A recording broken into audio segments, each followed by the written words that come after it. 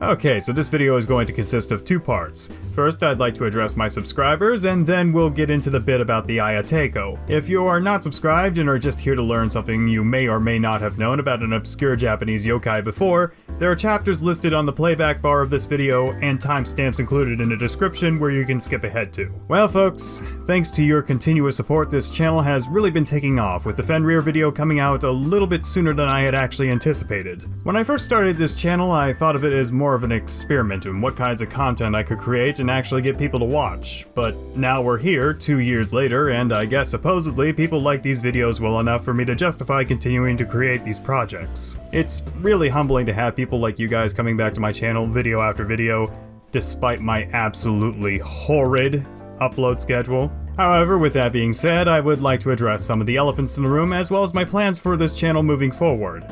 So as I just said, the major issue around this channel is the upload schedule. I'm a one-man team, I do all of the scripting, research, and editing all by myself, and this is far from the only project I am currently working on. I've expressed my desire to hire an editor to help alleviate some of the stresses associated with video production.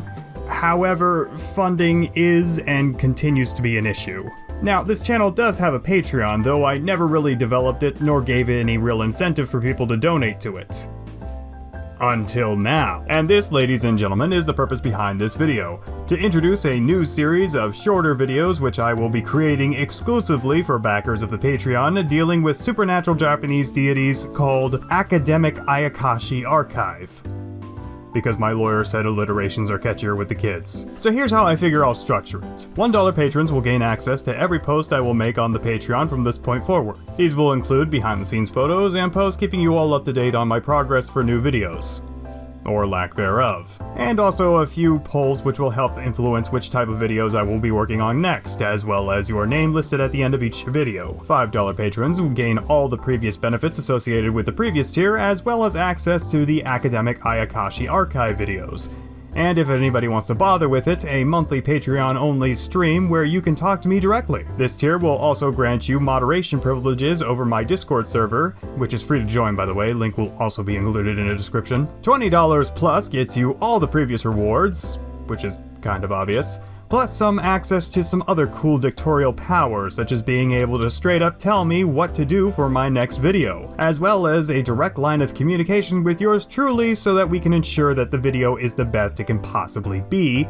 And even if it's not your turn in the queue, the $20 patrons get early access to all future videos. However, if you really have a hole in your pocket and decide to donate $50 a month, first of all, go get yourself checked out, but secondly, I don't have any merch for this channel yet, but you most certainly will be sent some for free after your first month is paid off, in addition to all the benefits of all the previous tiers.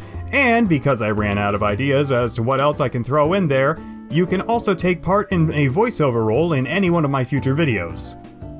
Where needed, of course. And if anyone wants to donate any more than that ludicrous amount, well, I don't know, I'll send you pictures of my feet or something. In any case, any donation of any amount, either to Patreon or on YouTube, because supposedly there's going to be a tip function added to videos at some point in the future.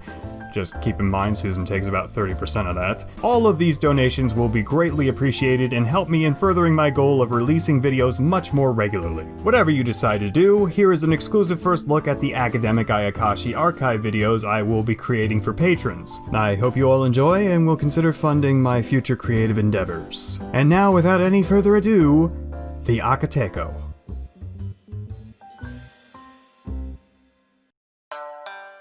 Hello ladies and gentlemen of the internet, and welcome to the first ever episode of Academic Ayakashi Archive, or AAA for short.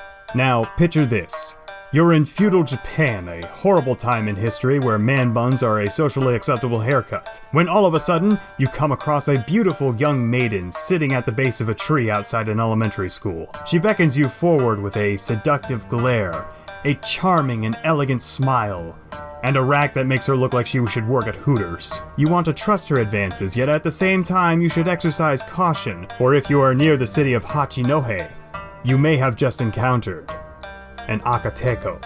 However, it's probably already too late. The specter already has you in a hypnotic, fever-like state which draws you in towards the tree where the real yokai is lying in wait, ready to strike at its unsuspecting prey. Once you realize that the woman is nothing more than an illusion, you'll feel a bloody palm touch your shoulder. This is the hand of the Akateko, a disembodied hand of a child which lures people underneath the branches of the Japanese honey locust trees just to fuck with them. If you are touched by the Akateko, there's no need to worry.